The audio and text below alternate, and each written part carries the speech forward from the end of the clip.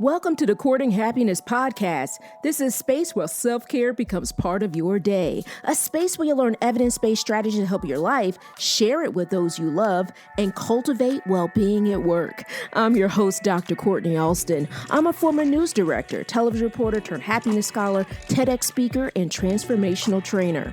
I also understand hardships. While working my dream job in television, I lived a nightmare suddenly becoming a young widow after 86 days of marriage. I became committed to learning more about resilience, healing, and happiness. This is how I discovered my area of research, which is positive psychology. Now I'm living my calling of training individuals and organizations on happiness. And my new chapter begins with being happily engaged. The Courting and Courting Happiness is about a true courtship. I like to say commitment with happiness. The K in courting stands for the vulnerability of sharing my story, inspirational interviews with phenomenal people, the infusion of positive psychology, and so much more. You'll learn how to commit to your well-being one episode at a time. I hope you subscribe and share. So, are you ready? Let's get started. Welcome to episode 48. I am Dr. Courtney Alston. I'm so happy that you're here. Thank you so much for listening. We are truly grateful for all things LinkedIn. Yes. We are grateful for all things LinkedIn. They invited the Courting Happiness podcast to host LinkedIn Lives and to publish a newsletter on the platform. Wow. Even as I sit here and say it, and I look at everything that's happened, I am just so grateful. Thank you so much, LinkedIn, for giving us this opportunity. Well, our bi-weekly newsletter, exclusively on LinkedIn, is called Wellbeing Works, and it is growing. We have more than 1,000 subscribers and counting. I feel like saying, woohoo, yes. Well, I guess I just said it, right?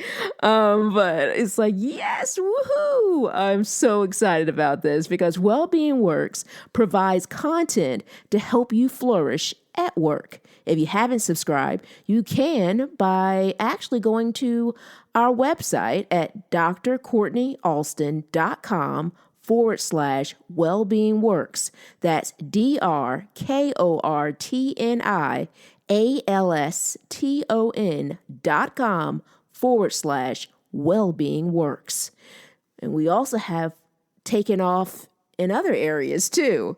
We launched our LinkedIn Lives called Courting Happiness Live. That's right. Courting Happiness Live. We provide workshops, interviews, and more. And you'll find that content only on LinkedIn. But today, we have a special treat for you. I just want to thank you so very much for all your support and so grateful for you to listen in terms of listening to the podcast and all the support that we see across social media. And I'm just so grateful for each and every one of you. I love hearing from you. I love hearing from all my listeners. I get very excited when I get an email from a listener or a post from a listener that says, thank you so much for this podcast, or thank you so much for providing this information for my team, or thank you so much for these resources. I am truly grateful, and I am so grateful for you because you are my inspiration. Anything that I can do to help make your life easier as it relates to work, or giving you really, evidence-based strategies, things that you can apply, strategies that you can apply, tips, anything that I can do that can help serve you, I'm all about. And I'm so grateful for you. So we're going to give you I guess it's kind of like my own thank you gift for you because I'm so appreciative of all things you. We're going to air our latest LinkedIn Live right here on the podcast. So this Courting Happiness Live is with Ardenia Myrick. This woman is phenomenal. She is an international speaker, trainer, and coach. Plus, one title that I'm so grateful to call her is friend. She's one of my dearest friends. Ardenia talks about the power and the value of mindfulness at work. You'll learn more from her about a program that she created as an educational leader that is so popular with university employees. They are showing up during holiday breaks. Yes, I said it, during breaks. So let's learn more and dive in.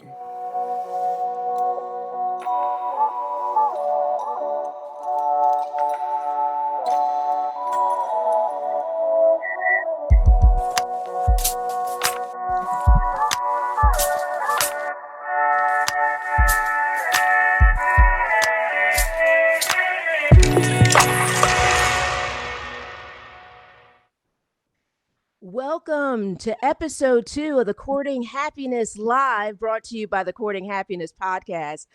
I am Dr. Courtney Alston. I'm a happiness scholar, trainer, and TEDx speaker. I'm also the host of the Courting Happiness Podcast, and I'm so happy that you're here for our second LinkedIn Live. The Courting Happiness Podcast is all about increasing your well-being one episode at a time, and it's fueled by positive psychology. We discuss workplace well-being as well as how to create a positive culture, and you can listen to the Courting Happiness Podcast on Apple Podcasts, Spotify, or anywhere you enjoy listening to your favorite podcasts. Today on episode 2, well, we're going to talk about mindfulness at work. And I will say this, that there's lots of research in this area, but a most recent study by Thrive Global really brings more insight into the importance of mindfulness at work. They surveyed 5,000 American employees representing 1,000 unique companies across all industries. And they found that 80% of employees wish their employer played a bigger part in terms of feeling more resilient and empowered at work. And I will tell you that mindfulness at work can certainly help that. Some of the benefits include improvement in terms of tasks, in terms of the commitment at work, as well as enjoyment at work. And we have the person that is here to help you do that, just that. And I will say this, I'm a little excited. I love to wear emotion because she is my go-to person for everything. Her name is Ardenia Myrick. And before I speak with her and for her to share her best practices, I want to share a little bit more about who Ardenia is. She's an international speaker, consultant, and her previous projects were assisting the Liberian government and Ghana Institute of Management and Public Administration with higher education initiatives. And she is truly a go-to in all things business and higher education. But let's take a look at some of her brilliance at work.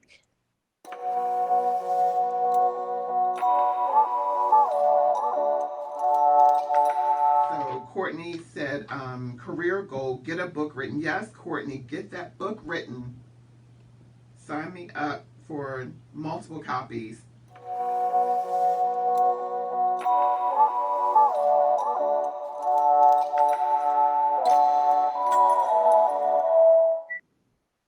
That was a video clip of one of her Facebook Lives. And guys, I'm telling you, it is something you do not want to miss. She brings so much great energy and also great insight, and they are truly transformative, just like she is.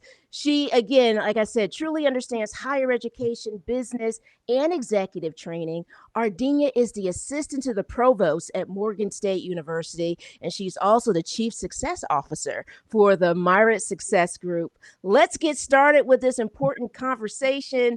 Ardenia, I am so happy that you're here. Thank you so much for joining us. Look, the only one happier than you is me. I'm so excited to be here.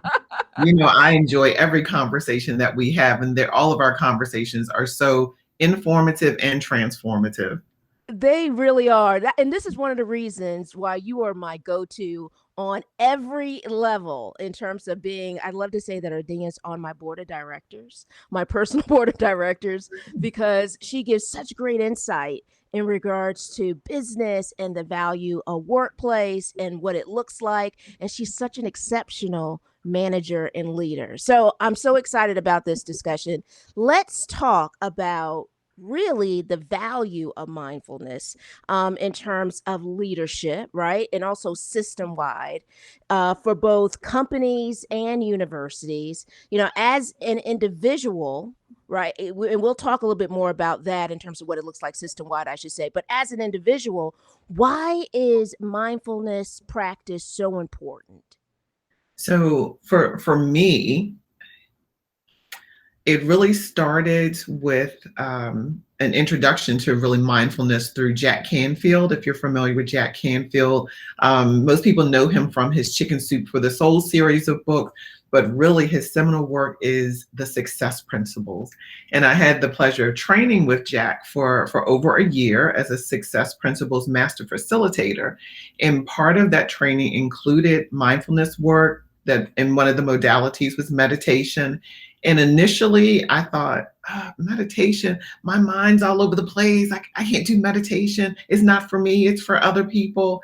And then I realized that one, yes, your mind can still be all over the place and you can meditate.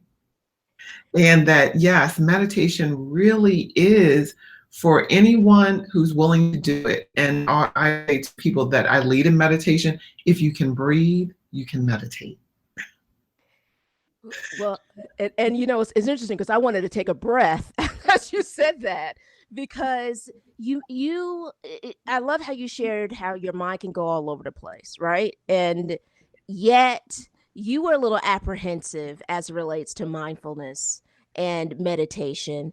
So you mentioned that it just takes a breath. So how can a person begin by kind of taking that breath individually at work? So, and I would even recommend that it begins before work. For me, my mindfulness and meditation practice really starts in the morning. And so often, so many of us don't take time for ourselves at all. You know, we're so busy doing, we don't take time for the being. And so in the morning, just taking that moment, just as soon as you wake up, just to be still and be quiet and to breathe and to be quiet and to have quiet. Because there are some people who never have quiet. They go to sleep with the TV on, so they wake up with the TV on. They drive with the radio on or something else, on in the car, which is fine. I think that's great. But not having any time ever for silence, I think is detrimental. So even if someone focuses on just for 1 minute in the morning, I'm just gonna be quiet. Some people have prayer time, and then some people have meditation time. For me, they're different. Prayer is when I'm talking to God and to the universe and ancestors and angels and guards and guardians and guardians and guides. And then the meditation time is when I'm quiet and I listen. Take a deep breath in. And that time in terms of listening, because right now we're actually watching a video of Ardenia with her midday meditation that she actually created for her university. And we're going to talk a little bit about that in a moment in regards to the value of what that looks like in terms of her organization, in terms of what that's also served for other universities as well. But it's interesting because I think it's so important to start with self, right? Before we start talking about what that looks like in terms of a leadership and, university or company wide initiative. So you mentioned that breath, you mentioned the stillness. How can a person be intentional with that? And I say that because there's probably someone that's watching right now that's saying, I don't even know how I can include that in my day to day. So what would you say in terms of for that person that's so busy in terms of creating that level of intention? So let me say this first, that when I heard Jack Canfield talk about how important, meditation is, when I heard Tony Robbins talk about how important meditation was to him, his well-being, for him growing his business, when I heard Oprah talking about how important meditation was for her. And I hear all these other successful people talking about how meditation was so important to their lives. And I'm thinking, maybe there's something to this.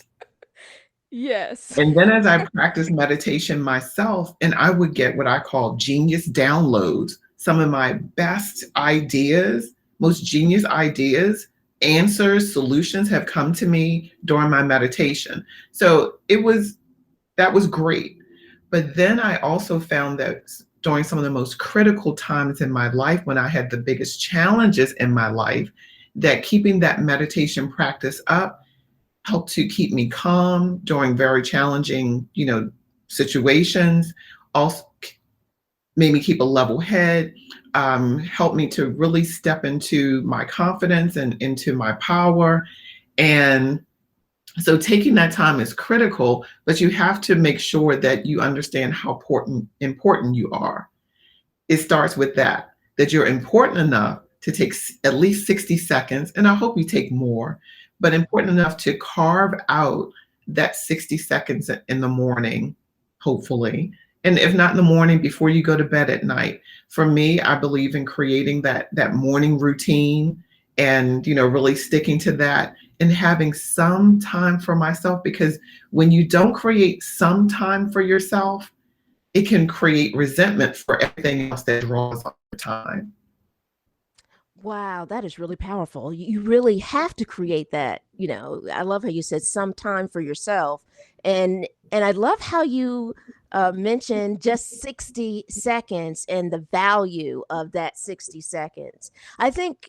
Well, I will find this interesting because I think we live in a time, and I love that we're living in a time that we're talking more about mental health and the importance of mental health and the value of well-being in the workplace. And Simone Biles, Olympian Simone, really speaks to the value in terms of understanding one's commitment as it relates to self-care and mental health. How would you, in terms of advice that you would provide for individuals, and how important do you think is Simone's uh, really Simone's pledge, right, in terms of focusing in on mental health? It's really a great lesson for us all. How do you see that, Ardenia? So often we want people to be more committed to us than we are to ourselves. Right. And I know you and I've had conversations about that. And I'm we shaking my head yes while you're talking. I'm trying not to interrupt, but I'm doing a lot of head shaking. no interrupting. We want others to be more committed to us. We want people to take better care of us, than we take care of ourselves. But really, we have to, as you said, when you get on the plane, in case of, loss of cabin pressure and the mask comes down, you put your mask on first. You can't help anybody else if you're unconscious, or even worse, if you're not here. I think it shows just how powerful she is, that in on this, not even just for the United States, but on a world stage, to say, you know what, I'm gonna push pause. Mhm. I'm gonna push the pause button for me, to take care of me. And I hope everybody really takes a look at their lives and think, if not for their job, but for some areas of their lives where maybe they need to push the pause button. We can do everything, but we can't do everything all at the same time. And where we have pushed ourselves before, and some people think, well, I've always been able to juggle lots of things. You've always been able to juggle lots of things pre-pandemic. There's Yeah. a difference. And in PTSD, post-traumatic stress syndrome, it is real. And I think so many people don't even realize that they're dealing with that. And you think about for the workplace, Dr. Courtney, where some people are going back into the office, and you want people to come into the office. Maybe people have been a solo pod, or dual pod means either they were living by themselves or maybe with one other person. And then you want them to come to a company meeting where there's 50, 60 people, and all of a sudden they're in a room with a lot of people where they've been solo for over a year. That in itself can create extreme anxiety. And if we as leaders are not and I know we haven't talked about leadership yet, but really as leaders, I'm already leaning in. Yes. if we're not mindful of even Yeah. small, I'll call them triggers like that, I mean, we're going to lose not just valuable employees. If you're just looking at it from a business perspective, from the bottom line, we're going to lose productivity. We're going to, lose dollars on the bottom line if we're not paying attention to our people. If we're not paying attention if we're not asking them, hey, are you okay? I had in one of our associates to come back to the office just for 2 days a week. So her first week, she was there on a Tuesday, and she said it really felt like her skin was moving, and the lights, because it's a different lighting than at home, and then just hearing people kind of walk through the hall, she said it was giving her so much anxiety. So she didn't come back on Thursday. So this was the following Tuesday, the second week of her being back in the office.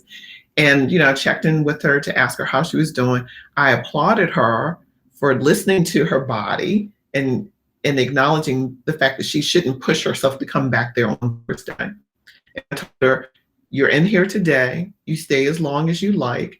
And if you don't feel like coming back on Thursday, if you don't feel like you're ready for that yet, then don't. Just continue to work from home for the rest of the week.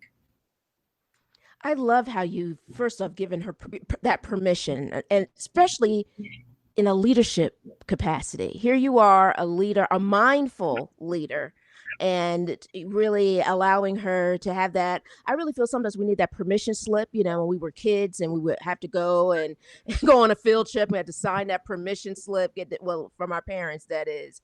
We also need to understand the value of creating our own permission slip in terms of really refocusing in on our well-being and our self-care and what that looks like as it relates to the workplace. So I really treasure all the things that you shared, which is leaning in really well to our next part, which is focusing in on leadership. And for those of you who are watching for the very first time, thank you so much for watching Courting Happiness Live. I am Dr. Courtney Alston. I am with Ardenia Myrick, who is an international speaker, trainer, coach. She is the assistant to the provost at Morgan State University, and she has really created incredible work in mindfulness, not only within her university, but now within other university structures. And we're so happy that she's here with us today. Let's talk about how to create a more mindful leader. So how did you go about even starting to create this mindfulness approach within your organization? How did that even start? Well, let me first give credit to our amazing leader at Morgan State University, Dr. David Wilson, who listened to the faculty and staff who said, hey, we have this support available for students, but what do we have? And so he, again, he listened, he reached out to the provost, and the provost at the time knows my background over a decade in personal development training, and said, hey, can you pull something together to really support our faculty and staff? And it made me think of that scripture that says your gifts will make room for you, because who would have ever thought in at a university in higher education administration, that I would have an opportunity to really share this part of the work that I do. So thank you to Dr. Wilson for that. Really appreciate it. And so what we decided to do, at first it was just going to be, I would do videos of meditations and just provide those. And as we talked about it a bit more, and it's like people need to really, they need to know, they need to feel that we care. And we need to create more of a sense of community. And I know on your previous episode, you talked about the importance of that, sense of community. And So bringing everyone together, we did it virtually via Zoom. And when we have everyone come on and start with some music, just as people are coming in and greeting everyone. And then I guide them through a meditation, usually 7 to 10 minutes. Usually that time frame, and I have different ones that I do. I make up names for them, and sometimes I do it. We call it in and out meditation, where they're breathing in confidence and breathing out, whatever no longer serves them. And there are different types of meditations that we do, and it has been I love your word. It has been transformative. I love to hear when people say we're virtual, but when we meditate, it feels like the whole group we're holding hands. Wow. And people need that right now. Yes. They need that. And then just when people have talked about how much more comfortable they feel, how confident they feel, how encouraged they feel. And I say, so it's called Midday Meditation and Motivation.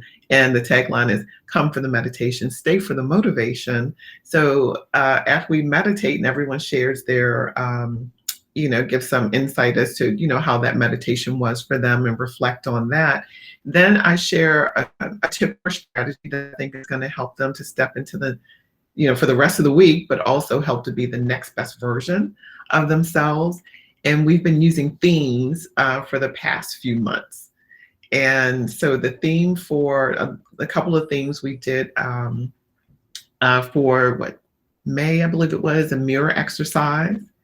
And the mirror exercise, there are 3 steps to it. And anyone who's watching can do this. And you can include it as part of your morning practice. In the mirror exercise, there are 3 statements. And the first statement, and I'll say it for myself, but you would say your own name. So say, Ardenia, I'm proud of you.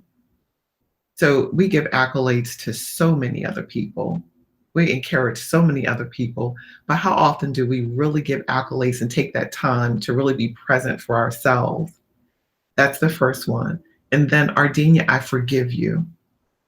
And yes, so often, Powerful. we work on forgiving other people, but we hold ourselves hostage to, so many things. And if you can't think of what to forgive yourself for, just forgive yourself for not forgiving yourself sooner. And then the third one is, and we talked a little bit about this already, Ardenia, I'm committed to you. Because again, so often we want people to be committed to us, but we haven't been fully committed to ourselves. So they did that for the first week. And then for the following weeks, they would say those same statements, Ardenia, I'm proud of you. But then you would say 3 things you're proud of yourself for. You would add that, looking in the mirror, in your eyes. We often look in the mirror, Dr. Courtney, but we don't look into our eyes. We may look at our teeth while we're brushing our teeth. We may, see what's going on our face. We're looking at our hair, but we're not looking into our eyes. It can be, it can be very confronting at first. And then, Ardenia, I forgive you for, and then 3 things you forgive yourself for. And then, Ardenia, I'm committed to, and 3 things you're committing to for that day. It could be just drinking more water, speaking kinder to yourself. We can speak to ourselves pretty harshly. And we can speak things over ourselves. I call them casual covenants, where we say, "Oh, I'm so stupid. I'm so dumb. I never remember anything." I call those casual covenants. But the awesome book says their power of life and death lies in the tongue, and I truly believe that there's so much power in that. So we did the mirror exercise, and everyone did that for a month, or they were invited to do that for a month. And then for the month that we're wrapping up for July, we did a fast from complaining, because complaining can be really debilitating to your overall well-being. It can lower, your immune system if you complain a lot, or you're around people that complain a lot. So we talked about all the benefits, and there are lots more benefits for complaining. And so people committed to fasting from complaining, based on this book, A Complaint-Free World, How to Stop Complaining and Start Enjoying the Life You've Always Wanted by Will Bowen. And so people were so excited about that, and so excited this, to be able to say to other people, oh, wow, I would love to help you. Are you looking for a solution? Because if they're just complaining, it's like, oh, I've committed to this fast, and oh, I hear Ardenia in my head, and I've committed to not listening to any complaining or complaining myself. So I'll let them use me as their excuse when they needed to shut the complainer down. And and I love it. made them more mindful about Uh-huh. what they're saying and what their conversations are focused on, because where focus goes, energy flows, and you want your energy to go towards things that you're looking for. And I'd love to share with you what we're going to be embarking on for August. But if you have any questions about the last two, I'll pause for a moment. I'll just keep going. Look, well, you know what? A part of me wanted you to keep on going because I think it speaks to the different levels, right? In terms of understanding what these mindful practices can look like. And for a manager or leader, right, who's listening and really watching right now, that they can begin to really visualize what this can look like for their team. So I love that you shared it in terms of letting us see. And I will say that I said no. I love the fact that she's really talking about this at length, because I think for some of us who may not be accustomed to having mindfulness practices, it's important to see what that looks like and the value of that. And so I think this is also the perfect time to talk about those benefits in terms of the value of mindfulness activities. And we can again talk a little bit more specifics in terms of what that looks like. But what were those benefits? Because there's so many great benefits in terms of research. Right now you're looking at a full screen graphic of the value of employee well-being and what it does for mindfulness does in terms of performance, as well as resilience, building those resilience practices, as Ardenia is talking about. And one of the things that I really treasured when you mentioned literally it's like holding hands or having that virtual hug, so to speak. And it speaks to really the value of what research says about social relationships and what that looks like and how it can help with stressors on the job. It can help in terms of dealing with levels of negative emotions. So I love to hear, especially because we're talking to the success guru. I love to hear more success stories of within your shop as it relates to how these practices have really served you. So let me share with you just a couple of things that faculty have shared with me. Faculty and staff have shared with me, the ones that participate in the midday meditation. One, let me go back to the fasting from complaining. Mm-hmm. Some of them shared with me that their conversations with people have been so much better, so much more peaceful, so much more enjoyable, that they don't hang up the phone from someone and they're just drained. I heard like energy vampires. So they were able to shut that down. So they said they actually had more energy, like overall, just from that. Right. So the combination of, meditation and then fasting from complaining. Can you imagine, Dr. Courtney, if an organization presented this to their entire organization, that we're gonna, engage in this fasting from complaining for an entire, should be for always, but for a month, what that would do for the energy of the entire organization?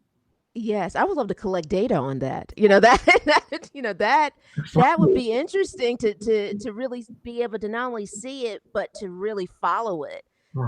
In regards to, I love that it relates to fasting, right? Mm-hmm. Fasting in terms of that.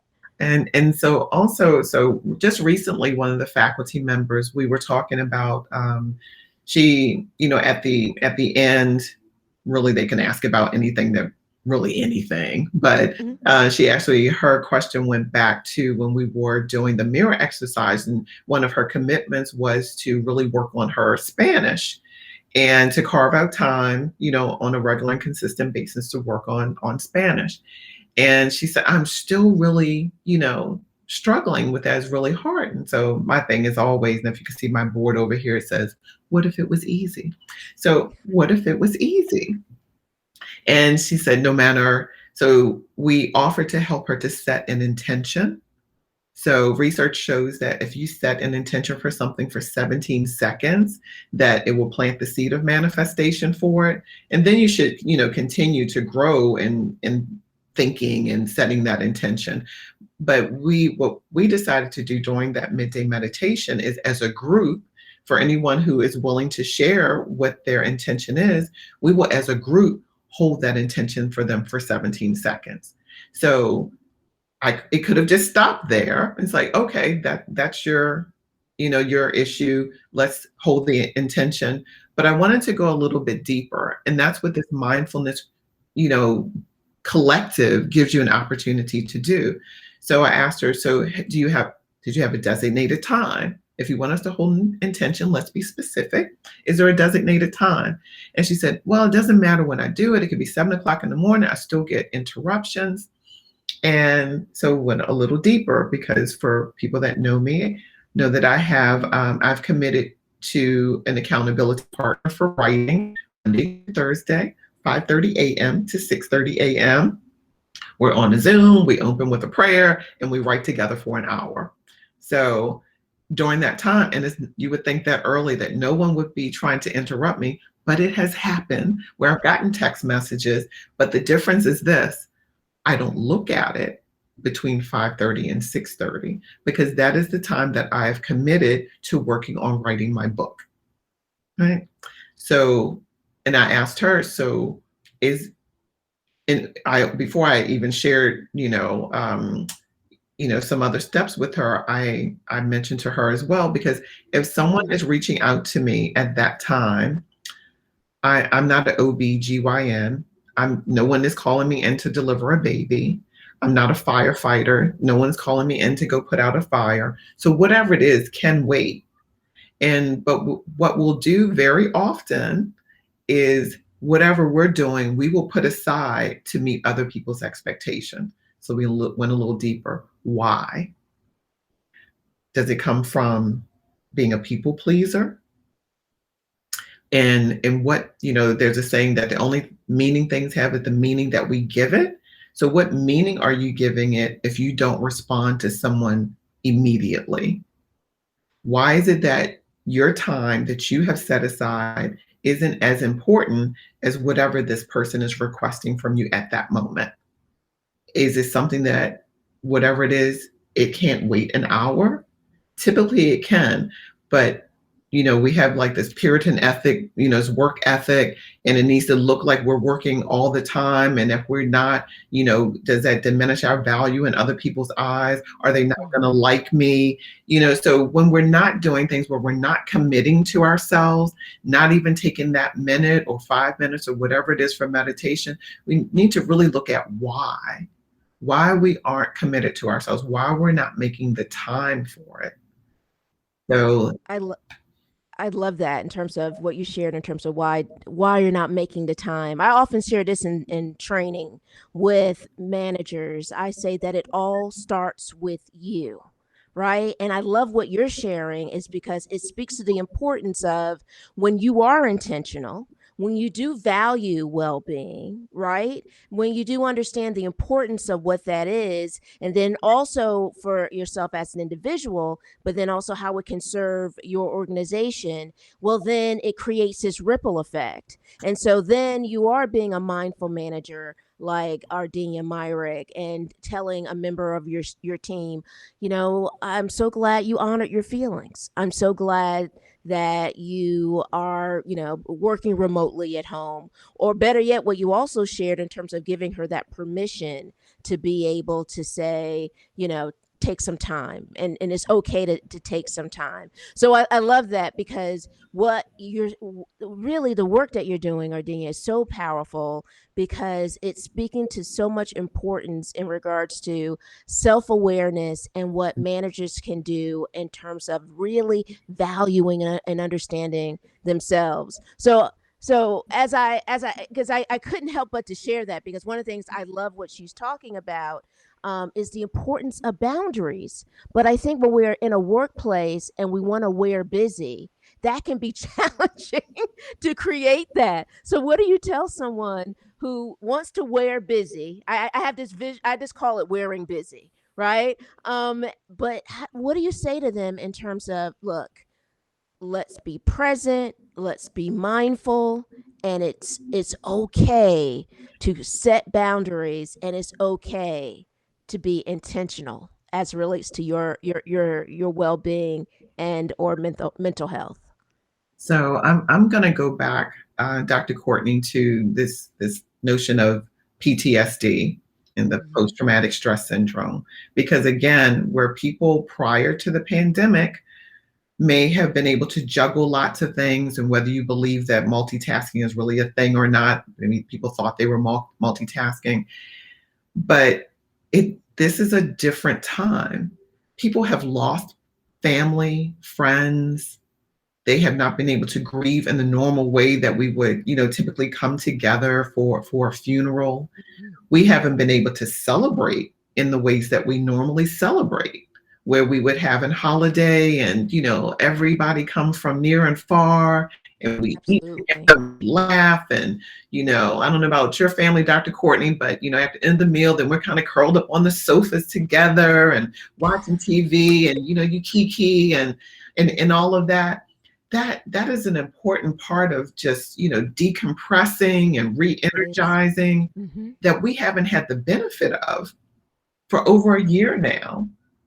People have put off weddings and, other Mm-hmm. celebrations and other, vacations. People haven't been able to vacation. And again, that's another way of like, getting out and shifting, change of scenery. And so without the benefit of that, each person has to realize they need to give themselves some grace, and then it needs to be a paradigm shift. And it's not going to happen overnight, but I hope anyone who's listening, if they haven't, whether, it's for yourself or for your team, but if it's for your team, then it should also be for you. Lead by example. Yes. And if you're a manager, you probably need it more than anyone. And there's a saying, if you don't have time to meditate for a minute, you probably need to meditate for an hour. And because you haven't created any space or awareness in your life if you don't have even a moment to do that. But just really to take the time to really think about, what am I doing? What am I feeling? And not confusing like self-care. Some people think of self-care and they think, oh, well, I get a massage, I get my hair done. Ma'am, sir, that is maintenance. Those things are great, but those are maintenance. That's not really self-care. You need to really think about at a much deeper level and take a moment just to check in with yourself to see what you need. Because what we don't think about on a regular and consistent basis is that this body, this mind that we have, for me, I need mine to last for like another 50 years. And if, you think of a rubber band and you got it stretched, yeah, it's going to have some stretch, but eventually it's going to give. And so you think about, as individuals, we all need to think about how far is our rubber band stretched? When do we give it some time to, contract? And then in that contraction, what boundaries do I need to set? Do I need to really, I'm sitting in a chair from, I don't know what time people start work, 8, 9 o'clock. Are you in that same chair until 9, 5, 6, 7, 8, 9, 10 o'clock, 11 o'clock? And I know there's some people like, oh my goodness, I wish I was done by 11. But like, what is that doing to your body over time? If this is the body that you plan to be in for the next decade, 2 decades, 3 decades, 4, 5, then what is it that you need to be doing now? And that may mean shifting some things. If you're like, well, you're trying to really show up at work and do everything and be everything to everybody. Well, one, how's that working out for you? Have you gotten the recognition that you deserve?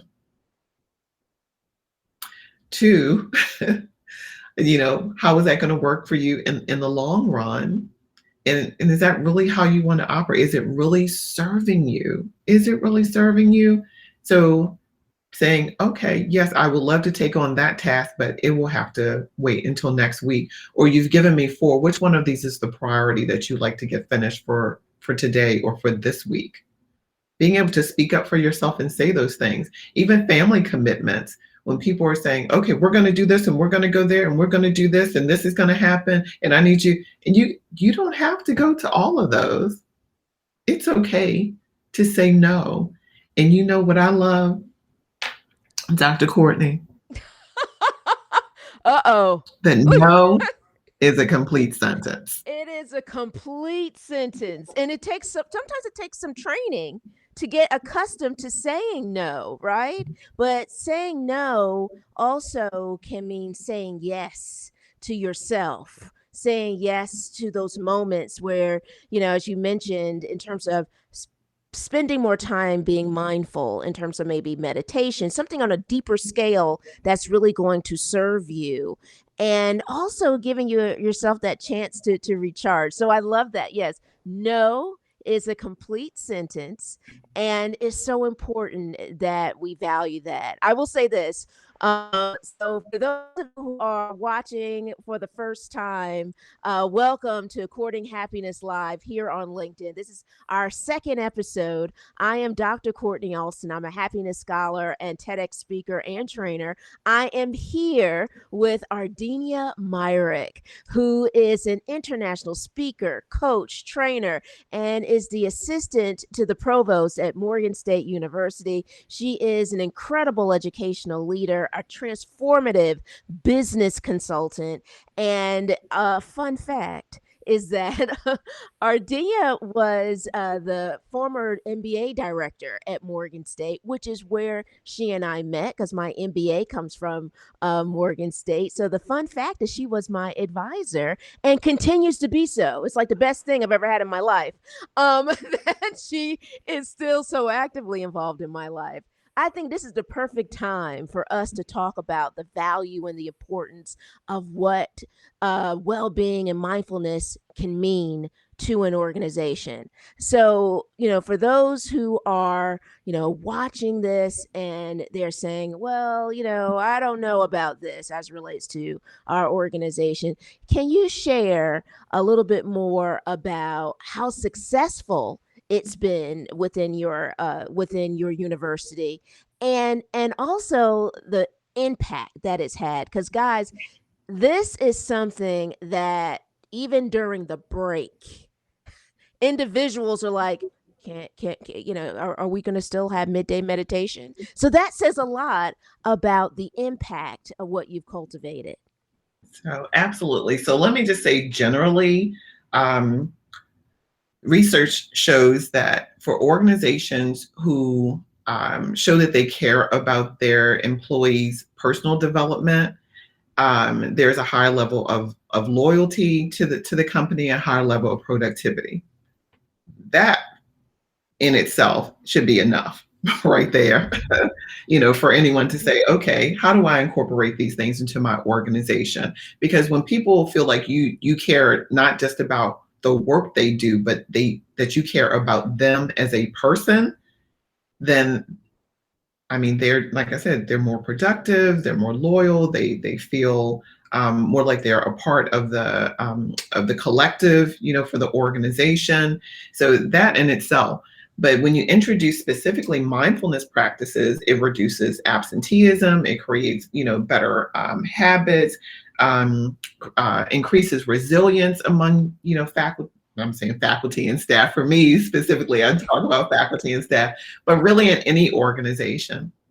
So as Dr. Courtney mentioned, we started midday meditation called M Cubed, Midday Meditation and Motivation, on Wednesdays at 1 o'clock. We started this in October of last year. And it is run completely straight through they wanted to know, oh my goodness, this is great. Are you going to do this over the Christmas holiday? And at first I was like, over the Christmas? Are we talking to each other over the Christmas holiday? And I said, you know what? Because this is actually what I love to do. And honestly, I could do it every day. It's one of those things. What would you do, if money wasn't an object or any of that? This is what I would do. But if you need me to do it, I do want to get paid. But fiscal responsibility to myself and my family. But we understand. But we went through the Christmas holiday, and every week, I mean, literally, there have been people on there, and we're into, I don't know, almost 40 weeks now, or a little right around 40 weeks. And there are people that have been on for every episode. I actually gave out some prizes, some journals and cute things to people around episode maybe 25, for those people that have been there for every episode. I mean, they don't miss it. It's amazing. And so they look forward to it. They, talk about, again, just how calm they are, how they're sharing the practices with their family and friends. I've had the provost, I was on a meeting with our president and former provost, with the provost from Notre Dame. And I'm sorry, I apologize, from Goucher College. And so we were just chatting in the beginning. They were asking about, a couple of things before the president got on. And I shared, about the midday meditation. Like, can anyone come? And I was like, I'll send you an invitation. And so the provost came on. She's like, oh, we need this. We really need this. So, and then there are people from some other universities in other states that have been on, that are on consistently. And so people are asking, for more and what else they can do. And this is so great. It's people have changed their diets. There was one person who, she said, she was like, I'm a type 2 diabetic. And for so long, I know I've needed to make changes, but through this meditation and setting the intention for it, she was like, I have made, she told us how much weight she had lost over, she's been on for maybe 20 of the almost 40 weeks, how much weight she had lost, how much, how much they've decreased her medication. And she asked about, she said she was having issues sleeping, and I gave her a resource for that. And I kept forgetting to ask her, have you tried it? This particular meditation, it's an audio version. And because I told her, I said, I've used it myself. I said, I've never made it to the end of it. And so I asked her, and she's like, yeah, I haven't made it to the end of it. And so people feel like more energetic when they're going to like their meetings after we finish the meditation. Our Title III director for the university was having a big meeting with a lot of coordinators.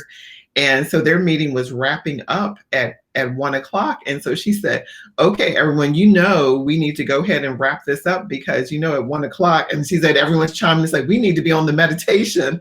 And I love it. So people are making it a part of their days. And this is the other part of it.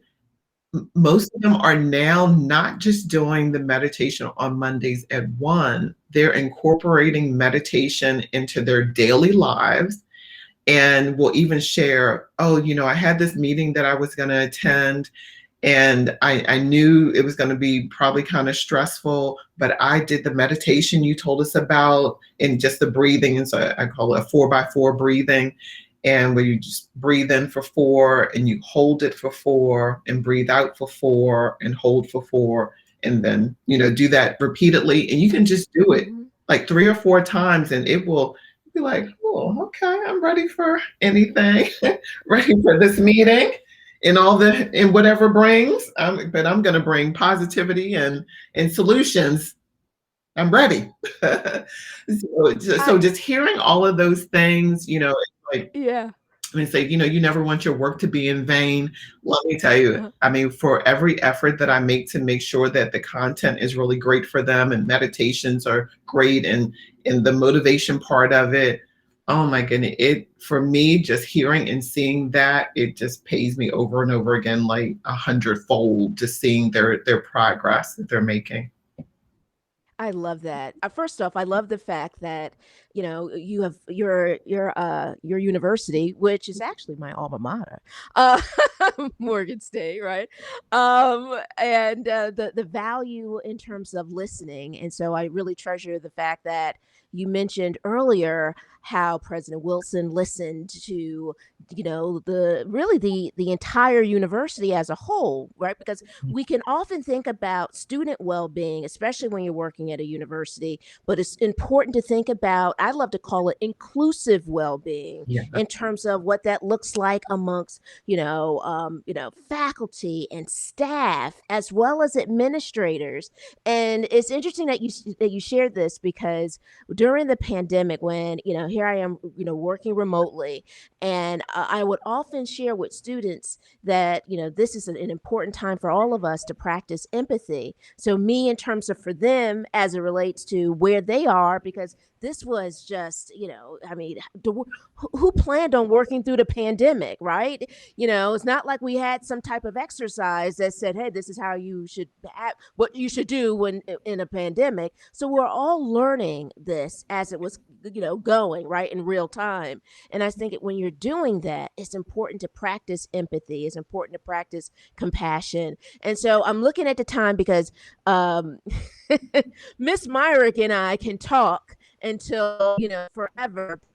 She has so much great information, and she's so wise in terms of all the things she's cultivated, and also the type of leader that she is. It's one of the reasons why I am so proud that I had a chance to work with her, and so honored that I call her friend. And so, as we're about to wrap up this session, I think it's important for organizations to understand what they can possibly do next. And so, what we have created, is not only for organizations, for individuals as well, is our top picks in terms of book recommendations. You saw Ardenia earlier lift up a book and share some of the value of that book.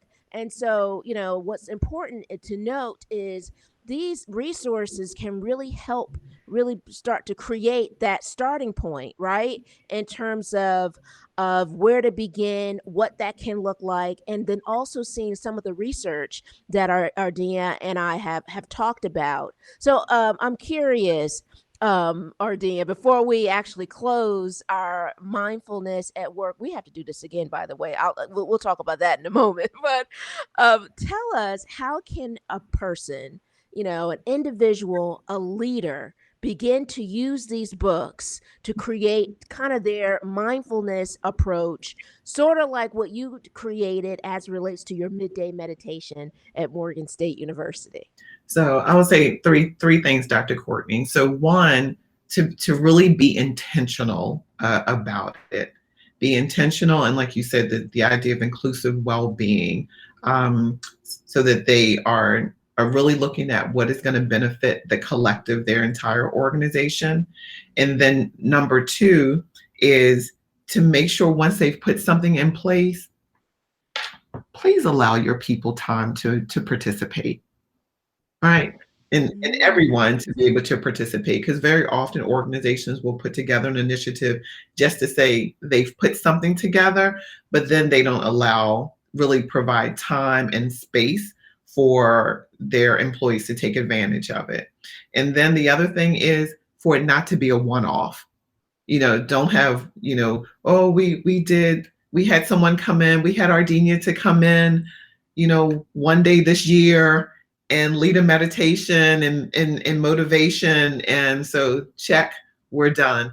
No, it needs to be done consistently, because we're still in this, and the residual effects of what we've been through in this over a year pandemic are going to be long lasting. And if you want your organization to really continue to thrive, it is going to be incumbent upon you to really make sure your people are thriving.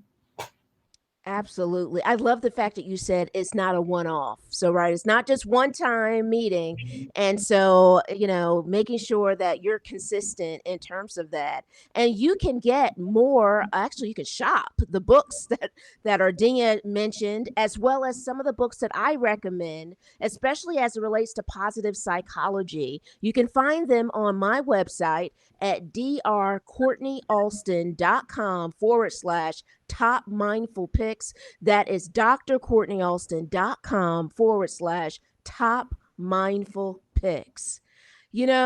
I have to ask one more question before we sign off. And I really value being able to share this because we talked about so much in terms of the importance of science, the value in terms of benefits of mindfulness at work, and what it can look like in terms of mindfulness in the workplace. Ardenia, I love for you because you have shared so much great information in terms of your strategy and approach. What is one thing that you hope either a manager, leader, or individual walks away with everything that you discussed today?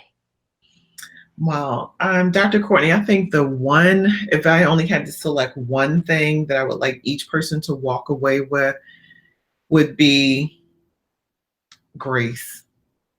To give yourself some grace, to give your employees grace, and with that grace, provide an opportunity for self-awareness, some time to really think about, how do I really feel?